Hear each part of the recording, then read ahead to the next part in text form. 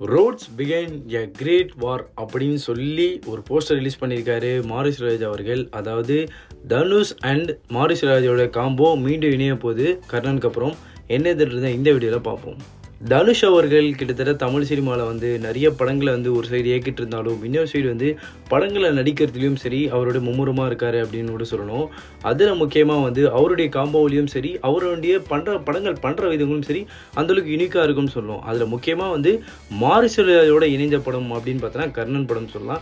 ஏன்னா வந்து கர்ணன் படத்தில் அந்தளவுக்கு வந்து கண்டென்ட் பேஸ்டும் சரி அவர் நடித்த விதமும் சரி மாரி செல்வராஜ் அவருடைய இயக்கத்தில் அந்தளவுக்கு ஒரு கரெக்டான ஒரு கேரக்டர் வந்து எடுத்துகிட்டு வந்திருப்பான்னு சொல்லணும். அதே மாதிரி அவர் இந்த சாங்கில் ஆடும்போதும் சரி ரொம்ப ஒரு சாதாரண ஒரு மனிதனாகவே இருப்பாருன்னு கூட சொல்லுவோம். ஸோ அந்த காம்போ இணைஞ்சு ஒரு நல்ல ஒரு படத்தை கொடுத்தாங்க கர்ணன் சொல்லி அது எல்லாருமே பார்த்தோம். அதுக்கப்புறம் இதே காம்போவில் மீண்டும் இணைகிறாங்கன்னு சொல்லி அதோட சக்ஸஸ்லேயே வந்து தனுஷ் அவர்களே சொல்லியிருந்தாரு மீண்டும் நான் வந்து மாரியோட இணைவேன் அப்படின்னு சொல்லியிருந்தாரு. அந்த கன்ஃபர்மேஷன் ரொம்ப நாளாகவே டாக்கில் போயிட்டு இருந்துச்சுன்னு சொல்லுவோம்.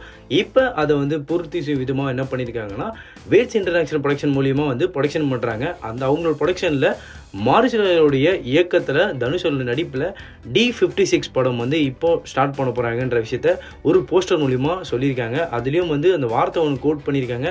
அந்த கோட்லேயும் ரூட்ஸ் பிகைன் எ கிரேட் வார் அப்படின்னு சொல்லியிருக்காங்க. ஸோ அதை பற்றியே வந்து மாரி செல்வராஜ் அவர்கிட்ட நிறைய விஷயம் கேட்கும்போதும் இந்த படத்தை பற்றி சொன்னார். முக்கியமாக வந்து இந்த படத்துக்கு வந்து ஒரு மிகப்பெரிய ஒரு பட்ஜெட்டில் எடுக்க வேண்டிய ஒரு படமாக இருக்கும்.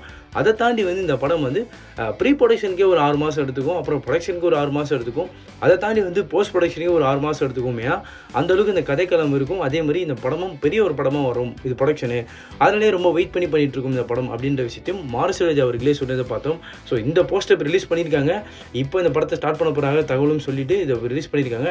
இந்த போஸ்டர்லேயே நிறைய விஷயம் இருக்குது. ஒரு கத்தி வாழை ஏந்திட்டும் அந்த வாழையே வந்து ஒரு எலும்பு குண்டு இருக்கா மாதிரியும் சரி ஒரு பயங்கரமான ஒரு விஷயம் சொல்ல போகிறாங்க போல இருக்குன்ற எதிர்பார்ப்பு ஆடியன்ஸ் பற்றியில் கூடுதுன்னு கூட சொல்லணும். ஸோ இதை குறித்து உங்களுடைய கருத்துக்கள் எவை இருந்தாலும் கமெண்ட் செக்ஷனில் சொல்லிட்டு போங்க.